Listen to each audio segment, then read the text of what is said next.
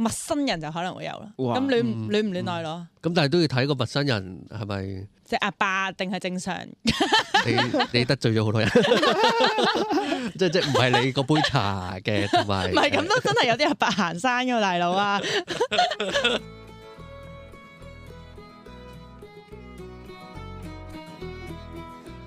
大家好，歡迎大家收聽 Sex But True，Sex But True 奇奇咧咧性趣聞，我係安然，我係 Charis，我係 Joseph。今日我哋講嘅題目咧就係戀愛腦啦嚇，咁大家覺得戀愛腦係乜嘢咧 ？Joseph 點解係指明我咧？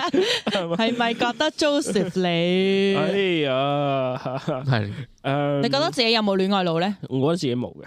OK，點點解你會咁樣定義自己冇咧？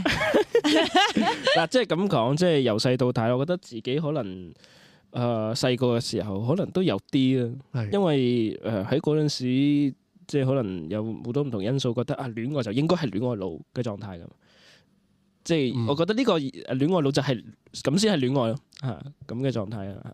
咁以前就咁樣覺得啦。咁依家即係覺得嗰種，即係翻轉頭睇嗰種戀愛腦就係，即係只有戀愛到遇見咩人都好啦，即係好容易就會容易話好似中意對方啊，又或者當係一段關係嘅時候咧，就好似對方所有缺點消失晒啊，即係類似呢啲咁嘅狀況，對我嚟講就係一種戀愛腦。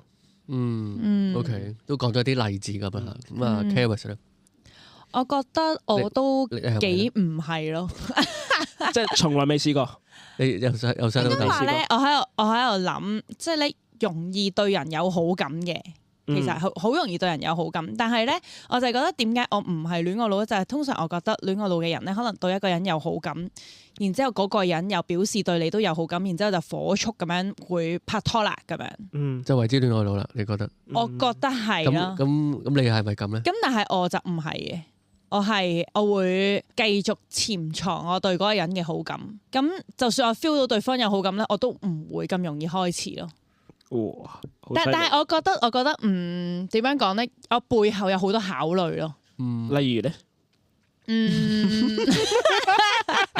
即係咧，你認識一個人嘅時候咧，你會睇到對方有啲缺點噶嘛。係啊。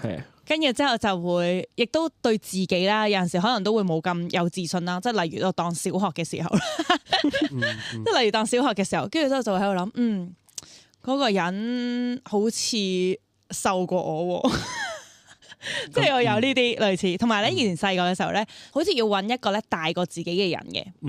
咁但係嗰陣時咧，我中意嗰人咧，佢就細我唔夠一個月咯。即係符合到啦，咁樣。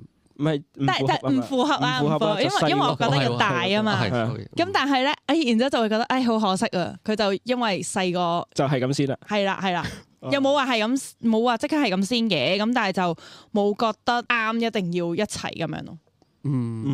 總之我就覺得由細到大都係你好容易對一個人有好感，但係咧我都有好多條件下撳住咗冇即刻開始咯，即係個條件無論係對自己定係對對方都有啲要求咁樣。我都有啲似你嗰個狀況嘅嚇，即係細個嘅時候咧都係成日都好容易中意人嘅。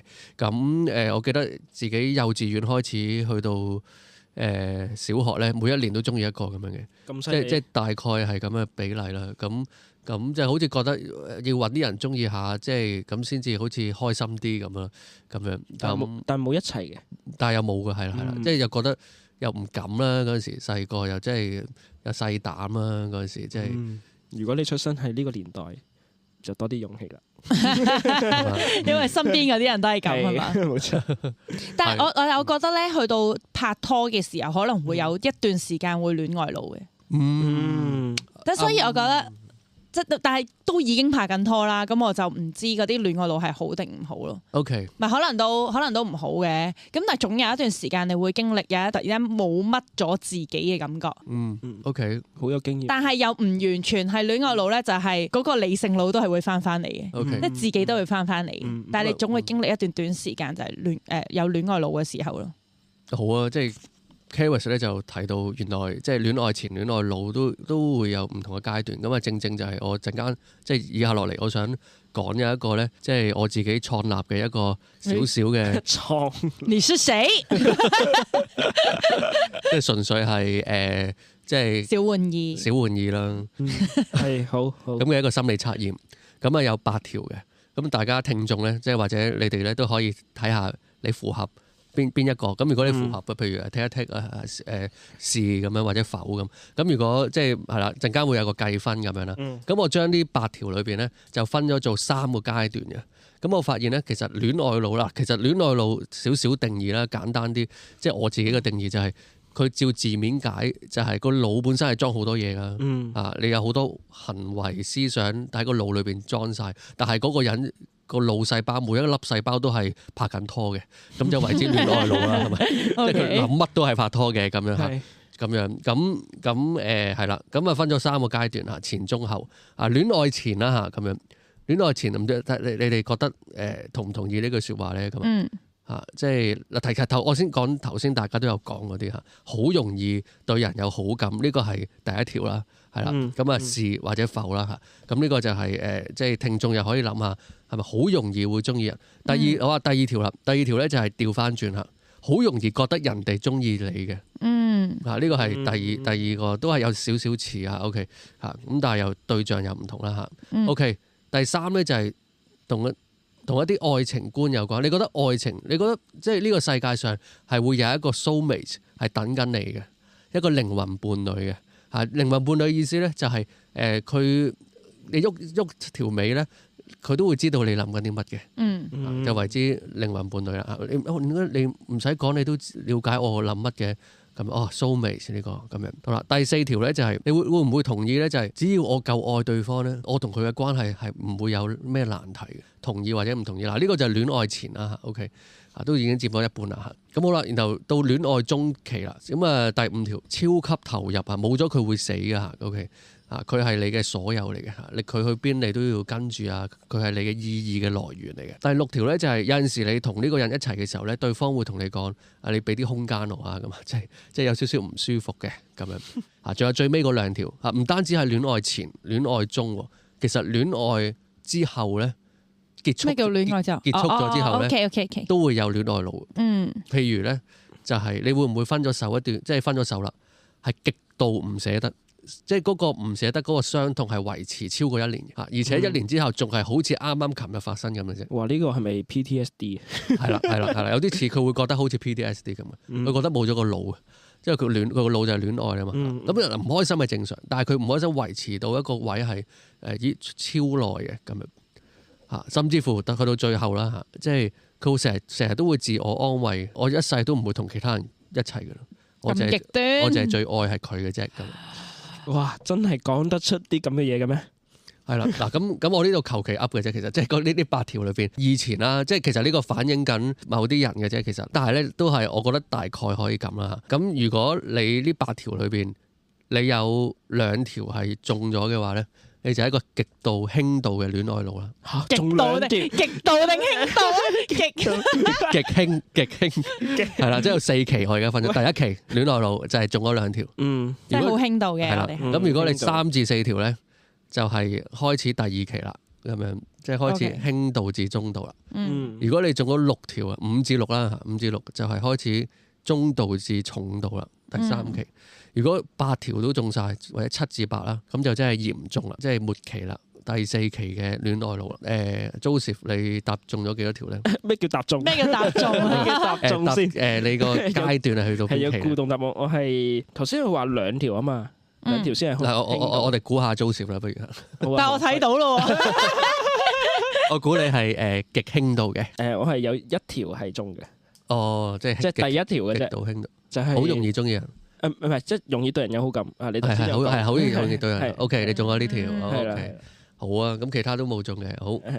咁啊，阿 Kavis 咧？我估係4分。我估嗱，我冇睇佢嘅。我諗下先。我估嘅啫。大啦。我本身估2分嘅，但係俾你影響下2分啦，係是但啦，估下。嗱，頭2條我係中嘅。係。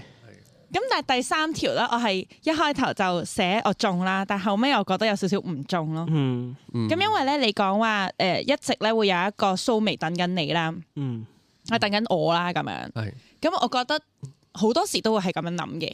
咁但係咧後尾咧我就有少少幻想對方好就我咯。係啦，其實都有啲少少似蘇眉嘅意思係啦。咁但係又唔會淨係純粹為咗等呢個蘇眉而前邊唔拍拖啦。咁所以我就唔知呢個係咪叫戀愛腦。咁係條問題好簡單啫。你覺得有冇呢個世界有冇一個蘇眉係屬於你嘅？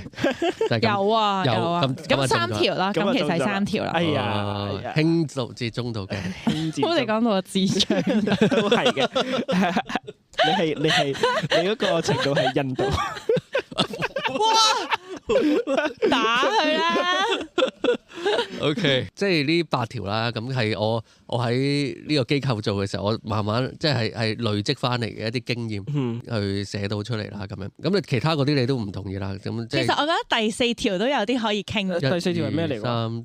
只要夠愛就冇困難啦。係啦，我唔係覺得只要我夠愛佢咯，我係調翻轉咯。我覺得只要佢夠愛我咧，其實嗰個關係就唔會太差。有種好似無論我點樣野蠻或者有陣時唔想溝通，只要對方係夠愛我嘅話，咁佢就會繼續想同我溝通咯。咁其實都中嘅，即係是但一個啦，即係唔係你夠愛佢啦，佢夠愛你都包括，我覺得呢個。咁都係4條喎。咁啊4條，犀利，中了。其實係咪咁咧？係咪對方想對方夠愛自己都計係戀愛腦咧？我都覺得算嘅，我都覺得算。因為我 FF 佢夠愛我啊。冇錯。嗱，你同唔同意啊？嗱，如果我哋個呢條問題即係收窄啦，即係如果對方夠愛自己，其實唔會有啲咩困難啦個關係。咁係咪即係其實都預設都可以克服嘅？預設咗自己都會夠愛對方咧？即係呢條問題嘅第一。唔一定咯。唔一定。又或者即係佢一定會係咯，即係你話就我啦，佢又話即係因為我覺得如果對方夠愛我，然之後關係就冇乜問題嘅話咧，咁好似我有少少佔上風咯。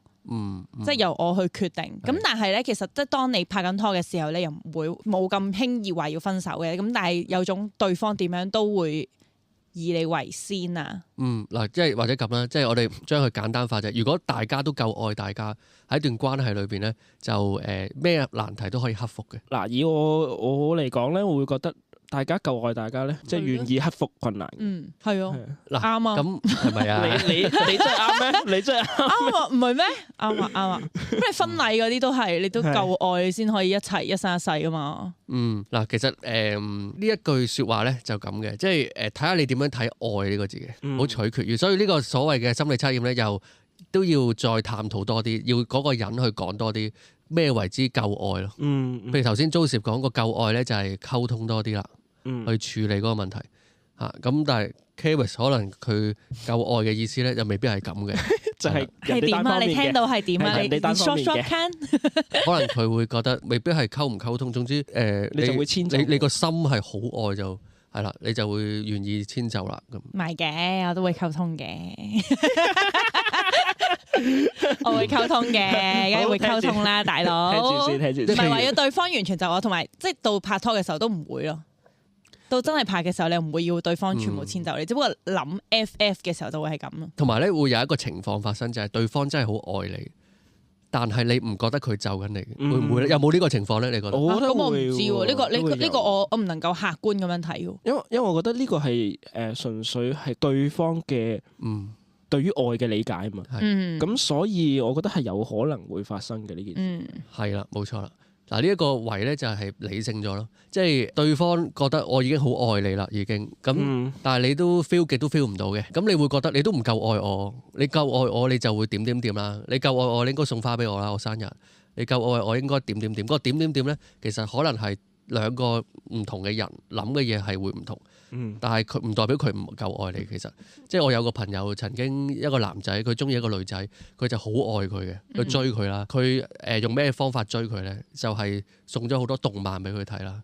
咁而個男仔係好中意動漫，佢會覺得喺佢嘅角度咧，呢個係好愛嘅表達嚟嘅。但係嗰個女仔係一啲都唔中意睇嘅，咁所以個女仔就覺得完全冇 feel 嘅，我感覺唔到你嘅愛意。但係個男仔係濃濃嘅愛意嘅。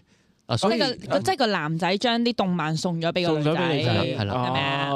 我以為女仔送俾男仔，男仔送係啦，咁樣咯。咁所以有啲人佢過分浪漫嘅時候就覺得只要夠愛，咩問題都解決晒。但係我覺得呢個似係自我中心多啲咯。係咯。呢一種係自我中心嘅愛，係叫愛咧。嗱，所以個愛都有兩種詮釋咯。即係你睇下，你有啲人嘅愛就係純粹你對我夠 feel，你就識得對我好噶啦。但係有啲人覺得夠 feel 都可以對我唔好噶，唔代表你唔愛我，只不過你唔識愛我啫。咁你就要學點樣愛我啦。咁呢個位咧就好似冇咁浪漫嘅咁講，但係其實就現實啲同埋實際啲嘅，即係戀愛腦就比較少啲諗呢樣嘢。咁我0.5啦，呢條0.5 yes 啦4.5分，3.5啊，係咩？死都要講超過4。咁嗰陣時你 design 呢一個問卷嘅時候，係咪因為你全部中晒？係啦，咁我以前好細個嘅時候咧，就係越細個就越戀愛腦嘅，越大個就越唔戀愛腦啦。我以前係中晒嘅，的確係我細個嘅時候，即係好誇張，我都覺得好誇張嘅。咁但係好唔健康嘅，我覺得。但係其實我覺得咧，有時咧都會想試下極致嘅戀愛腦嘅。冇錯，我以前就係諗呢啲嘢咯。你係想成為咁樣嘅人，定係本身你已經係咁樣嘅人咋？兩樣都有。係咩？即係本身都有啲咁樣嘅體質，跟住咧就覺得去到最盡啦咁樣。其實有陣時有啲豁出去啦，跟住經歷一段好轟烈嘅戀愛，其實都係幾浪漫。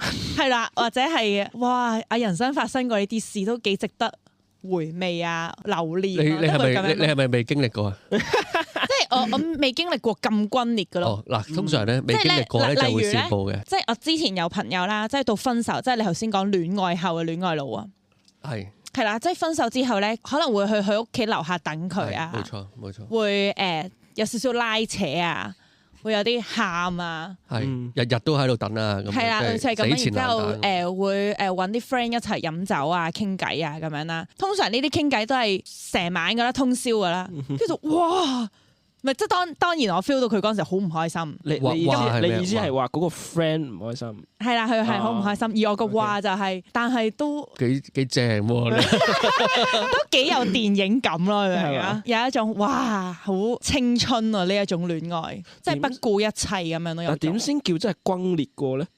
咪就係頭先佢講嗰啲，頭先嗰啲咯，即係日日都喺屋企樓下等啦，即係好似好瘋狂。係啦，有種電視劇嗰種，茶飯不思啦，即係非乾不嫁咁。係啦，喊到肝腸寸斷。但係呢個係講緊即係分開之後嘛。咁喺中途會唔會有一啲所謂叫做點樣先為之轟烈過咧？即係如果係即係戀愛前、戀愛中，有冇啲咁嘅嘢？因為我都理解一分手先可以咁樣經歷，咁咪好？唔係咁中間都有嘅，中間都有。即我就喺度問緊嗰個形式會係點咧？即係中間嘅話，即係成日好想見啊！係啊，即係好黐身啊，全程投入嘅。咁啊，大家糖黐豆咁啊。之前又可能會好享受嗰種曖昧啊，不知不覺又一齊咗啊。然後約出嚟睇戲啊，咁跟住就大家拖下手啊，跟住就對方就話：我哋而家係咪真係一齊咗？你覺得咧？唔知啊，我淨係覺得依家幾開心啫。我覺得好似係咁咪係咯。點解好似講到戀愛腦會遇到 fuck boy 咁樣？唔係呢啲係咩？呢啲講得呢啲，即係你覺得呢啲就好渣啦，係咪？即係唔承認關係啊嘛。唔係我頭先講好我先係啫。咁即係話應該係啦，咁樣跟住就一齊做嗰啲就應該係 confirm 咗嘅。係即係可能佢個有段曖昧期啦，但都享受，但係都想 confirm 啦。咁但係嗰種 confirm 又未必係好清晰嘅。即係好似不知不覺咁樣就進入咗啦咁樣。咁然後分手亦都有陣時都不知不覺嘅。咁唔知點解少揾咗佢？佢做咩呢排冇揾我嘅？忙咯。忙就唔揾㗎啦。我哋以前唔係咁嘅，可唔可以講下第二啲嘢啊？唔係，喂，冷靜啲先。呢啲係好多情侶都會發生嘅事啫。係咯，呢啲好多都會發生。嗱，你頭先咧就示範咗另外一個戀愛腦咯，即係咩 FF 啲情節。你示範下，仲有咩咧？因為頭先阿 Jo 士問中間咯，即係盡量諗就係會好投入咁樣咯。咁所以其實點解講分手咧？就係因為即係戀愛之後啦，叫做分手應該。分手之後咧，先反映到佢哋有幾黐得咁實咁樣。咁就睇得到，哇！原來係咁震撼啊！原來分咗手好似冇晒成個生活啊！咁你先至知道，即係好似吸毒咁咯。咁係咯，即係咁你就會覺得哇，即係點床點隻喎，佢吸唔到毒就，即係嗰種感覺。諗到啦，即係可能咧戀愛腦咧喺拍拖嘅中期咧，會為咗個男仔而同身邊啲朋友鬧交嘅。係啦，冇錯。我覺得呢個係其中一個戀愛腦喺戀愛期間會有嘅經歷咯，就係因為你凡事都以個男朋友為先，而可能臨時放飛機啊，或者已經你啲朋友已經唔喺佢自己嘅生命裏面出現啦，咁樣，咁啲朋友又會講好，你咁樣唔得噶，你咩重色輕友啊，定係有異性冇朋友，有異性冇人性，係冇錯，有異性冇朋友。咁係啦，跟住我覺得呢個係其中一個特徵咯，可能係。跟住同埋有少少似上癮嘅特徵嘅，即係譬如日思夜想啦，突然之間揾唔到佢，好緊張。我諗緊有冇一種可能就係咧，即係戀愛前、戀愛中係正正常常嘅，去分開嘅時候先係即係好大反應，即係失去咗全世界咁樣樣嗰啲。咁會唔會後期呢啲都算係戀愛腦咧？咁個程度分別咯。即係佢係都算即係中咗1/3或者1/4咁咯。咁其實有陣時即係失去咗一樣嘢咧，就會反映緊你幾重視嗰樣嘢嘅。即係你平時唔覺嘅，可能佢譬如你每一日都飲水，冇乜人會話你水腦噶嘛。即係話你成日諗飲水喎咁但係當你冇得飲嘅時候，就會唔得，好頸渴。咁所以佢未必個經歷裏邊好搶啲水嘅，哇好想要對方，但係冇咗就好辛苦啦。咁咯，咁可能佢唔自覺啦，都有機會我覺得，即係佢未必好黐身嘅一個關係，但係冇咗就要生要死啦。咁我覺得佢就中度啦，中度至嚴重。咁嗰陣時，安然你戀愛腦嘅過程裏面，覺得係咪真係冇咗你自己嘅咧？都係嘅，即係佢會傾向冇咗自己嘅，睇下嚴重成點。即係你係遷就對方嗱，即係我又唔算好嚴重，咁所以咧，你中晒8條啊！你中晒8條又話自己唔嚴重，即係你譬如你話其中一個例子，會唔會係好遷就對方？即係佢就係覺得哇，呢個世界係淨係得佢一個嘅啫。但係咧，佢同一時間又可以拍得唔好嘅嗰段拖，佢唔識遷就人嘅。哦，咁佢唔代表佢戀愛腦就一定係好遷就人，又唔係太代表。佢主要係想被愛咧，唔係好成熟啦。咁所以佢有機會都唔遷就人都唔出奇。咁但係譬如我舉啲例子咧，我哋試下舉啲例子啦嚇，即係點樣為之戀愛腦咧咁樣。Joseph有冇咩睇法咧？你朋友咁樣係即係我諗佢都應該即係願意俾我講嘅。多謝你啊！我哋隔空多謝你。多謝 Joseph 朋友，多謝。係啦，嗱，佢自認係戀愛腦嘅，係啦，即係佢自己自認咁樣樣啦。咁啊，聽翻佢啲經歷就係，即係翻工嘅時候，佢女仔嚟嘅，係即係有啲男性咧就會成日都會 flirt 下佢咁樣樣。咁就但係有時有啲嘢咧，佢一開始都會覺得咧鉗鉗地，係啦。覺得個男仔鉗鉗地係啦，但係耐咗之後咧，就覺得又好似幾正，比較又中意嗰種咧，俾人調情嘅過程啦。即係嗰種反差，即係可能反差係啊，嗰種反差點嚟咧？即係可能嗰個男士可能相對應該係比較高級嘅，係啦，但係對住佢咧，又好似咧翻去一個咧好正常人，又真實啲，OK，翻下佢咁樣樣嘅狀態嘅時候咧。就開始咧，一開始都覺得冇乜特別喎，但係久而久之咧，耐咗冇見呢個嘅男士嘅時候咧，就開始思念佢啦，係啦，又好想唔知喺邊度見到佢咁樣樣嚇，住又想起佢咁樣樣，但係實際上咧，即係旁觀者嚟講會覺得即係你都唔會係好了解佢啫，即係使唔使去到咁嘅地步啊咁樣樣嚇，咁就係佢自己所講嘅一啲。即係戀愛腦咯，甚至話可能之前拍過拖嘅時候就係一種就係對人哋咧就粗粗魯魯嘅，但係對自己又翻去一個咧好小朋友嘅狀態，又覺得呢種反差感好正。咁呢一個係佢稱之為嘅鉗位係咪啊？兩個情景啦，一個係之前佢就覺得嗰種反差感好正啦，即係都係即係對出邊就可能比較粗魯，對自己咧就即係。特別啦，特別待遇啦，係啦。咁另一個就係佢依家嘅職場嗰度咧，一開始覺得鉗鉗地，之後又覺得好似都又唔算好差啫，咁類似嗰啲，又開始又對有好感啦咁樣。明白。咁呢種好感又開始延至一種叫做長期嘅思念一時甩到好似甩到，但係一時見翻嘅時候又好似唔係好甩到，即係喺好忐忑嘅狀態底下。咁佢自己稱之為呢種叫戀愛腦。明白。所以有啲人咧就形容戀愛腦咧就即係用沉船嚟形容嘅。係啊，即係沉晒船，或者沉咗一半，或者若沉若浮若沉咁樣啦嚇。即係有種自己都控制唔到嘅投入咗落去，即係沉咗少少啦。但係佢冇中意對方喎，佢最後有冇中意？即係有冇真係拍拖咧？定係呢一個就其實係戀愛前嘅戀愛腦？因為依家佢係成件事係進行中嘅，即係而家仲係俾人追緊啦。即係佢又唔知對方係咪中意佢，但係佢自己又對對方好有好感。即係目前依家個狀態就係咁，即係冇拍拖嘅。咁有啲似啲情侶拍拖前嘅狀況，即係究竟佢係咪中意我？有陣時係，但係佢哋私底下，但我覺得有少少唔似喎。佢哋私底下又冇交流嘅喎。係啦，因為咧，我覺得咧呢個女仔咧，其實只係中意人哋中意佢咯。即係今日如果係換咗另外一個人嘅身份，其實佢都一樣會中意咯。即係佢唔係因為呢一個人對佢好，或者呢一個人追佢，所以佢先沉咯，而係任何人凡係追緊佢，其實佢都沉緊咯。佢係沉嗰個行為，唔係沉嗰個人。都係嘅。所以佢係一個即係好想拍拖或者好中意拍拖嘅人咯。即係有少少被動愛情嘅 feel 咯。如果學阿 Kevin 所講，即係佢享受嗰種被 flirt 嘅過程啦，或者享受嗰個人嘅一啲特質。咁個特質如果擺喺第二啲人度，都有機會佢都會享受啦。即係譬如嗰種反差感啊，或者持續不停，就算佢拒絕，佢都照追佢啊。係咁而呢一種都會令到人有一種好新鮮嘅感覺啊！即係大家嘅關係本身係好平淡，但係有少少特別喎，咁樣有少少火花喎。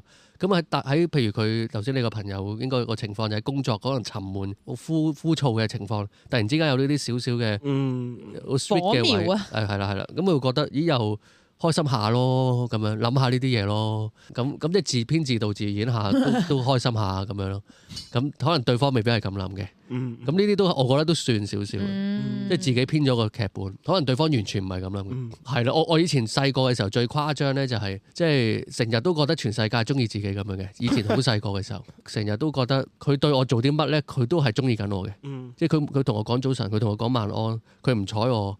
應該佢係中意我，但係又尷尬，即係好煩嗰種啦，即係嗰啲好想打佢一巴嗰啲死僆仔嗰啲咧。咁我以前係咁樣咯。咁但係當然而家大個咗會覺得唔係話，即係點解以前會咁諗㗎？即係諗埋啲咁無聊嘅嘢咁咯。咁同埋咧會好煩咯。即係嗱，我唔知頭先阿 Karis 講話都有啲少少羨慕嗰種愛得轟烈啊。好似電影哇，自己就係嗰個男女主角。跟住我就問佢啦，頭先即係咁，佢話冇啦。即係如果有啲人咧，佢經歷過嘅話咧。佢就唔會羨慕嘅，我覺得啫嚇，OK。咁佢就唔會羨慕嘅。咁個原因咧就係因為都幾痛下嘅。有啲似咧，而家好興啲人話我有 depression 啊，成日都話自己 depression，但係真正 depression 嘅人咧係唔中意啲人話好想有 depression，即係類似咁樣咯。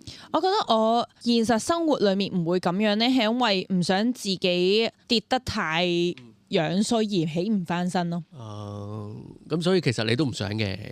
即係唔係話羨慕嘅，不過都係嘅，但係某程度即係可能有啲羨慕咯。係 OK， 可能一半半啦。係咯，因為其實我都聽過係朋友去分享就話其實的確愛得轟烈係都好正嘅嗰段時間，但係你跌過之後咧，好似係已經攞唔翻嗰種感覺啦。係啊，即係攞唔翻咩感覺？即係戀愛呢種感覺，即係嗰個總之初戀的感覺啦。係即係覺得已經係第一次，冇得攞得翻，係好似潑出去嘅水咁。係啊，你經過嗰次嘅挫敗，你點樣再相信呢？咁但係你就算唔轟烈嘅，你都會分手㗎。嘅意思係如果再次經歷呢一類咧，佢就即係佢嗰種唔羨慕，就係覺得呢啲跌得太痛啦。即係佢到依家，佢可能已經攞唔翻一種即係對於戀愛，即係點先叫做戀愛嘅感覺。你好似太過投入又好似傷得重咗，你唔投入，你好似唔叫愛情，即係佢呢種忐忑嘅狀況。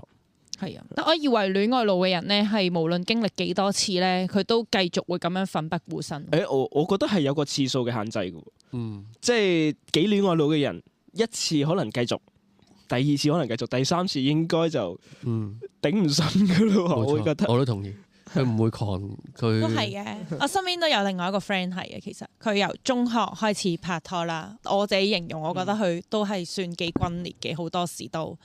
中間有經歷過一啲離離合合啦，然之後復合翻，然之後對方出軌，然之後又復合翻，即係可能有一個人，即係佢嘅初戀係最轟烈嘅，我覺得。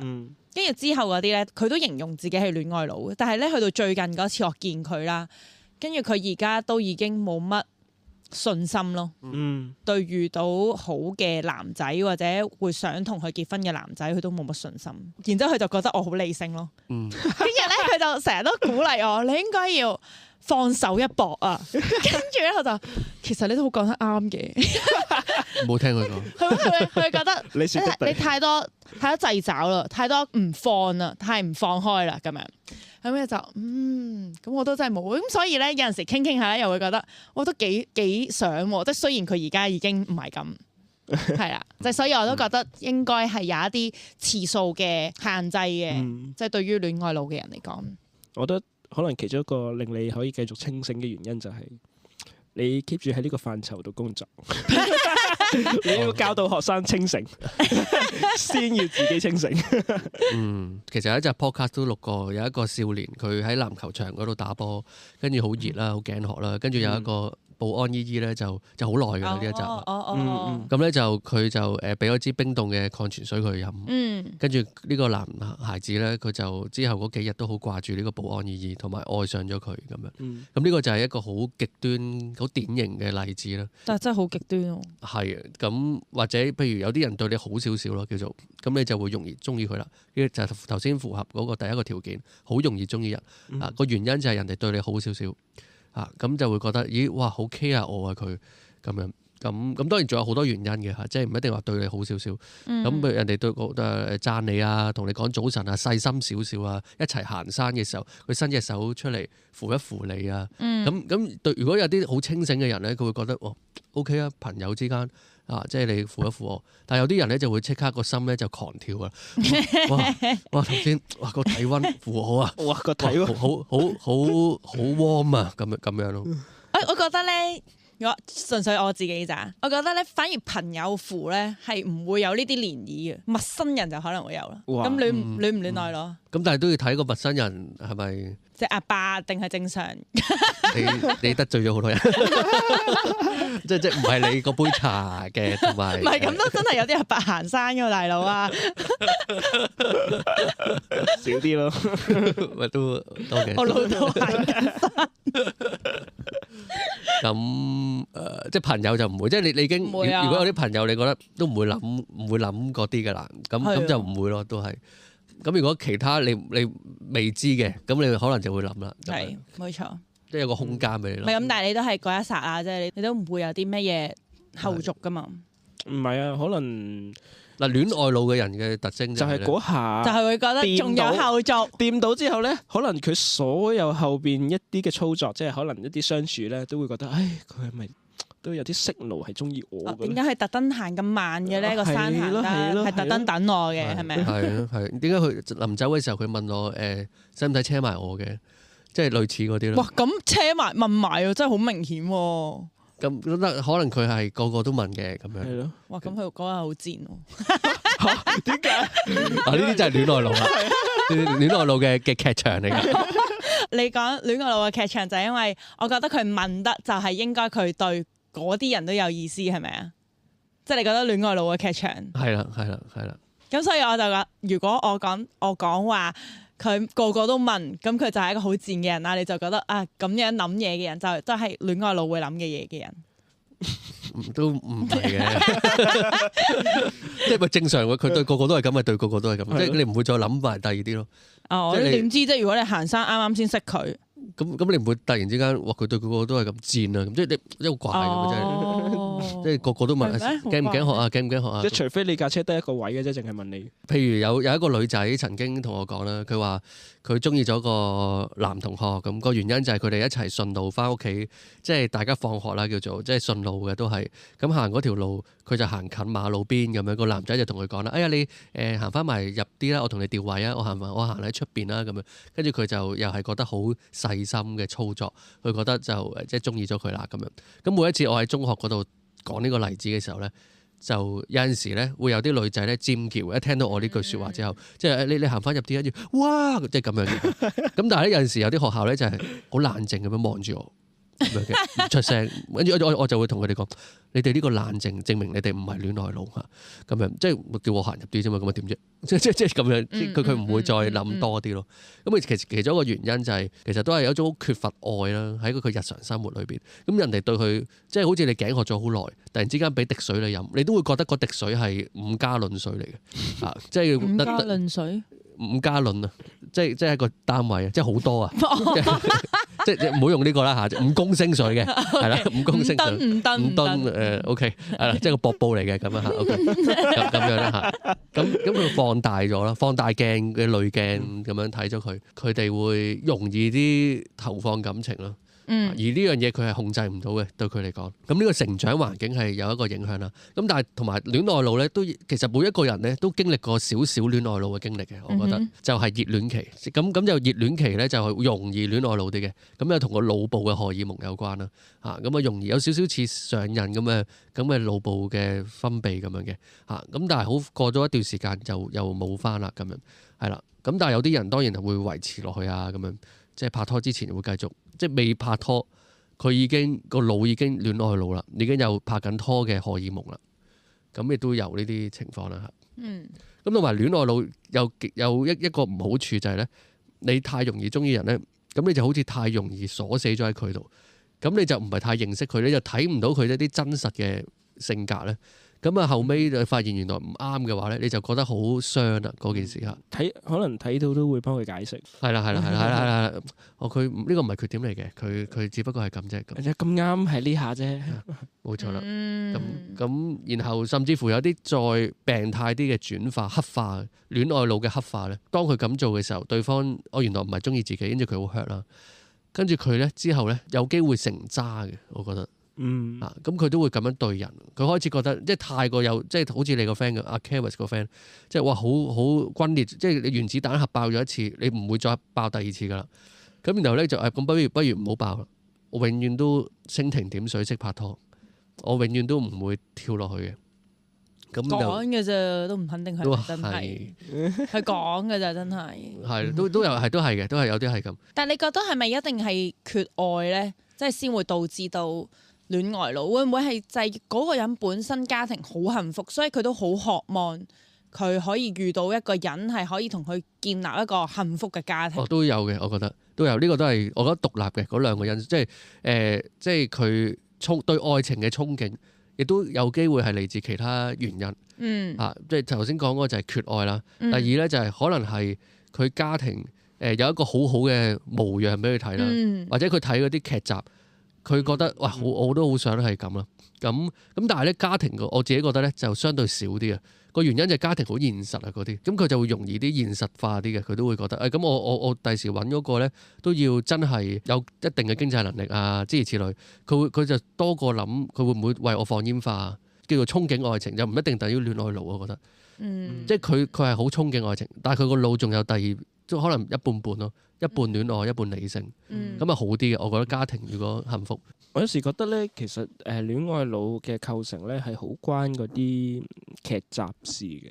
譬如我覺得嗰啲韓劇啦，因為之前都係有單新聞講緊一個即係韓國嘅學者走去訪問下嗰啲咧去韓國嗰啲大學生，就問佢做咩要嚟韓國啊？咁佢覺得聽 K-pop 啦，又睇韓劇啦，覺得啲韓仔真係好正。即係嗰種戀愛嘅態度啊，嗰種人格啊，即係嗰種溫柔體貼啊，係啦，即係令到佢好憧憬咧，即係呢一種嘅被呵韓劇，護啊！係嗰種韓劇嗰種戀愛方式。當然啦，佢去完韓國之後就發現原來係假嘅，即係即係好多可能韓仔都係好冇禮貌嘅，即係又講嘢又鹹鹹濕濕咁樣樣啦嚇，咁啊失去咗喜愛啦。邊有鹹鹹濕濕啊？韓仔講嘢係呢個就係戀愛腦其中一個特徵咧，就容易反駁一啲佢喺腦裏邊已經繼承咗嘅。鬼有係啊，所以嗰個人就跟住嗰個大學生就最後失去咗即係對於韓劇喜愛啦，咁佢都唔會再同韓仔去約會啦。咁我覺得其實都係講緊某種嘅現實，就係咧我哋嗰個戀愛觀點樣構成，好大機會咧建基於即係如果你冇人教啦嚇，建基於嗰啲你平時睇開嘅劇集咯，即係你日劇都係咁㗎，即係話俾你聽嗰種先係愛情嘅姿態。日劇同韓劇嗰種愛情有少少同日劇嗰種好唯美，我覺得。咁而韓劇咧，我覺得近年咧韓劇有少少人性嘅黑暗咁樣，即係我唔知啦嚇，即係我個感覺係咁。咁當然都有啲係好美好嘅，都有嘅。即係我覺得有少少似阿 Caris 一開始講嗰種話咩想對方對自己即係嗰個付出會多啲嘅嗰種咧，就係來自星星的你，即係可能大家都聽過就係想有個就係咁嘅男人嚇，我喺佢眼中係特別嘅嚇，咁佢就又識超能力嚇，又溫柔又體貼，就係有個咁嘅男人對待我先叫真正嘅愛情。因為 Caris 頭先個分數就係4分啦，咁即係其實3點係咪3.5啦？咁其實都唔係話即係嚴重啦咁樣。咁我想問下咧，你中唔中意睇啲愛情劇嘅咧？而家真係睇少咗好多，小5小6嘅時候就會睇愛情小説咯。OK，狂睇。咁佢咪嗰個階段係特別憧憬咧？會唔會都冇嘅？OK，即係可能對個人都唔同，即係所以我覺得環境同埋即係環境係其中一個因素。咁啊睇下嗰個人點樣去理解啦，嗰個環境咁樣。可能係冇腦睇啊嗰陣時，即係覺得好睇咯。冇腦冇咩？即係冇特別用過，冇用個腦睇，冇用個腦去將嗰樣嘢。咁可能有陣時會同自己有啲拉埋嘅，即係有啲連結嘅。即係你現實唔會遇到呢啲咁樣嘅情節噶嘛。你呢個咪理性，呢個咪有理性咯。唔係啊，唔係我想理性啊，喺現實真係冇嘛。唔係呢個咪就係理性。呢個通常好多人係可能20幾歲先至發現。係啊，但係你小學5年班已經發現。犀利。唔係小學5年班睇嘅啫，同啲 friend 一齊睇，但係冇諗要拍拖咯。我諗有2種愛情啦，即係一種戀愛腦式嘅，就係點講好咧？即係我自己嘅觀察咧，就係佢嗰個自我咧係好似缺失咗一嚿砌圖咁樣啦，然後佢透過嗰個戀愛咧，就好似砌翻嗰個砌圖啊。通常咧係會好搏命拍拖嘅，一個接一個啊，有機會啦嚇咁樣。咁啊，因為佢如果同佢分咗手咧，就特別即係唔捨得啦。個原因就係我唔係冇咗個男朋友女朋友，我係冇咗我自己一忽啊咁樣。咁就會傾向係用呢種角度去諗啦咁樣。咁但係因為但係其實佢哋又未去到結婚嗰個位。結婚你都可以話，其實都一家人。然後你離婚，即係冇咗自己一忽，咁都明白。但係佢拍拖已經去到呢個位啦。咁但係都係會冇咗一忽嘅。咁你生活真係冇咗啊嘛。你頭先話太誇張，變得好快。唔係啊，諗下，咁佢都真係經歷咗失去嘛。咁係會唔開心嘅。嗱，除非佢拍得好短咯。但係佢嗰種咧，即係嗰種佔有欲咧，係去到即係情緒勒索啊，即係好癲啊，發晒癲嗰種。係咁啊，咁佢就真係誇張要揾翻隻手嗰種感覺嘅。佢就唔係揾翻個男朋友女朋友。咁咯。咁點樣去避免呢啲事發生咧？如果你係戀愛腦嘅話，係冇辦法自救嘅。係咯，好難自救真係。即係你係要真係有啲人係陪伴住先得嘅，即係可能有 Caris 做朋友咁樣。會，即係理性啲，理性㗎。指正下，即係點下啲明燈咁樣樣嚇。嗱，其實即係希望有用啦，但係戀愛腦嘅人通常都唔聽人講嘢。係。所以可能我覺得係真係跌過痛過咯，所以係比較 sad 嘅呢個方法就。我頭先分享有個案例咪嚟自我朋友嘅。咁我之前好早期有同佢傾過呢啲嘢。咁我話其實都唔係啲乜嘢啫。咁喺一段時期咧，即係可能2-3個星期咁樣樣，佢覺得上翻船喎好似，但係咧可能過咗一個時間之後又會沉翻船。即係可能係有效嘅，不過係只係短時間。我以前即係都成日都係接觸呢啲人戀愛腦嗰啲人啦。咁佢好得意嘅，佢就會揾我哋傾啦。哎呀，我又好享受同人哋夜晚 WhatsApp 啦。你提一提我啊咁嗱，即係佢會咁樣嘅。咁其實咧呢啲就係叫焦慮型依戀，即係依附有好多個形態啦。attachment 嘅 style，其中一個叫 anxious attachment，即係焦慮型。其實就即係佢有個特徵嘅就係佢要同人哋黐住佢先至有安全感嘅。要成日所以好黐身嘅，就算拍咗拖都唔健康嘅。人哋會覺得佢好扯嘅咁啊。咁所以首先我諗佢知道自己係咩情況先啦，咁樣咁而焦慮型依附咧，其中一個特徵咧就係咁嘅，對人同對自己啊，即係大家都可以做個測驗啊。你覺得你對他人同埋對自己嘅觀感係傾向好定係唔好咧？咁樣覺得自己係好啲定係唔好啲咧？咁即係 Charis 都幾好啊，幾好 OK 好係啦，自我係好嘅，咁都 feel 到 OK。咁咧就咁他人咧，你覺得人哋係好定唔好嘅咧？好嗱，咁呢一種咧就叫安全型嘅依附係最健康嘅。咁呢一種人，即係拍拖嘅話咧，佢就會傾向一方面有陣時咧，佢都會依附下你，但係有陣時又會有自己獨立嘅時間。咁係一個好嘅關係 interdependence 呢個叫做即係互相一齊並肩咁樣嘅，但係又未去到第二個極端。就點解你唔咁黐身㗎？又未去到呢個位嘅，係啦。咁即係過分獨立或者過分黐身都唔好嘅。咁而過分黐身就係焦慮型依附，過分獨立嗰個咧就係逃避型依附嘅。咁而逃避型依附佢答過頭先嗰兩條問題咧，佢會點答咧？佢會覺得自己咧係好嘅，但係咧人哋係唔好嘅，佢會驚嘅，有冇乜安全感嘅同人相處，佢會覺得俾人害嘅。咁佢就會傾向逃避去自己嗰度啦，即係成日獨處啦。咁調翻轉依附型依戀咧，就調翻轉，佢覺得自己係唔好嘅，人哋係好嘅，於是乎咧佢就唔中意獨處，佢想成日都黐住啲好嘅嘢咁樣啦。咁所以其實最好就係兩邊都好咯，咁樣。但係間唔中都會出現嘅喎，有陣時呢啲間唔中都會有陣時好同唔好係咪你意思？係啊，係即係大部分時間啦，我諗係咁當然啦，人都會有啲即係起起跌跌嘅咁樣，係啦咁樣，即係有陣時最孤單、最想依附嘅時候，可能同氣温啊、同季節啊、同你嘅際遇啊，就嚟考試啊，即係就嚟唔知點啊，壓力大啊等等，好多嘢身體健康狀況啊，咁你又想嗲下人啊，想搵人關心啊，即係都會有好多關係嘅咁樣，係啦。咁所以我覺得個解決方法就係了解咗自己呢一面啦，然後再提升自己嘅價值感啦。其實都要成日提自己嘅，就係唔好咁易中意佢，唔好咁易中意佢咁，即係狂提嘅。因為好似 Charis 話齋，即係好難控制嘅，因為咁所以就狂提自己。我提過咩？但係我覺得咧要延長個時間線，即係唔好咁快沉佢，係要成日提自己嘅。係啊，係。我覺得呢個係要提，因為如果你唔提自己咧，你會一夜就沉咗咯。係啊。你要同自己講睇耐啲先，睇多陣咁樣。同埋你揾多啲中意第二啲嘢咯，時候即係如果你乜嘢都冇嘢中意咧，你就呢樣嘢就成為咗你嘅軸心。咁就算你單身緊都好，咁你起碼你都有啲興趣寄託下啊嘛，有啲人生方向啊，有啲意義啊，咁其實都已經好爭好遠啦咁樣。咁即係有陣時控制唔到嘅啲情感，即係啪聲咁樣，哇！我中意佢啊，中意佢啊咁樣。咁其實嗰啲人可以試下將呢種情感去轉移。即係你閂咗個閘，就覺得好似忍唔住啊，我一定要中意人啊咁唔緊要，你轉移去一啲你識咗好耐嘅 friend 啊，或者你屋企人啊，咁其實嗰啲人就相對安全感大啲咯。咁其實咪同佢哋傾咯。咁其實我覺得係好嘅呢啲位，咁係健康嘅咁樣。咁我好細個嘅時候咧，都曾經經歷過呢個階段，就係將嗰啲大量嘅情感咧放喺朋友身上。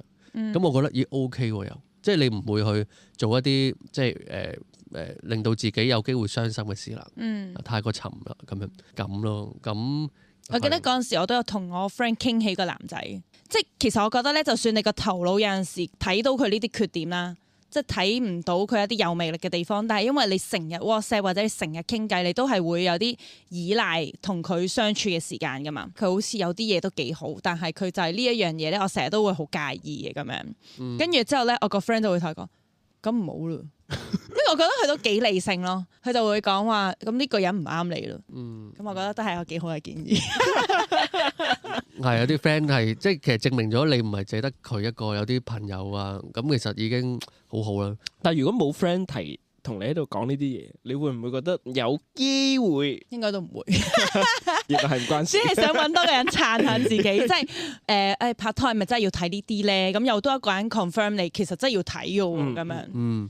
即係你介意緊嘅嘢其實係有價值嘅喎，即係要睇嘅喎咁樣。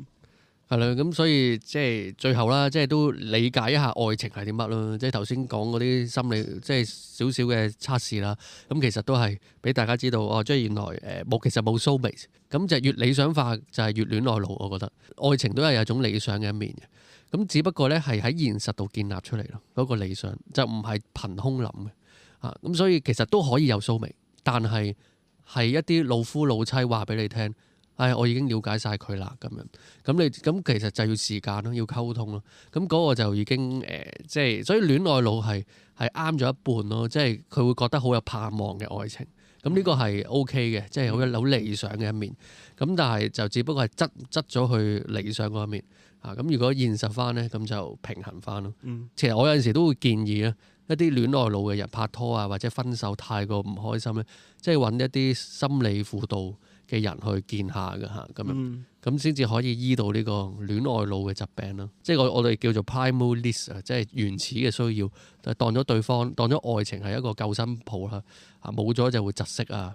咁樣咁其實就係先諗翻自己嘅成長啊、文化影響啊，或者自己嘅性格啦，咁然後再填補翻自己嗰個原始需要咧，係啦。咁我哋就講到呢度啦，今集啊，咁啊大家有咩睇法咧，都可以 follow 我哋嘅IG 啦 ，Says But True 啊，即係同我哋分享下你嘅睇法啦。咁我哋即係 Apple Podcast 你都可以留言俾5星星俾我哋，鼓勵下我哋去繼續去同大家分享更加多關於感情或者一啲性文化嘅題目嘅。咁我哋今集時間到呢度啦，我哋下集再見啦，拜拜。拜拜。